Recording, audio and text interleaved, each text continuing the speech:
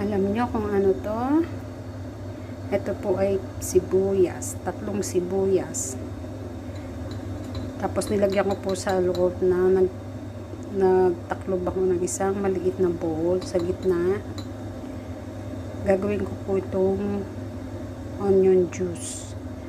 Kasi yung onion juice pala, maganda yun sa may ubo. Parang gagawa tayo ng onion essence.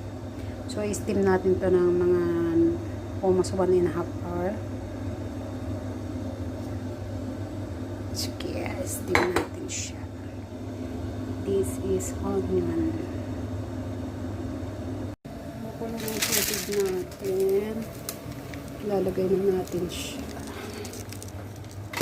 Pero bago natin ilagay ang onion na yan, i-steam natin. Kailangan natin lagyan ng paper. Itong paper nito, yung paper na pang-bake. Natin siyang kuberan para hindi siya mahaluan ng tubig na galing sa steam. Soon after.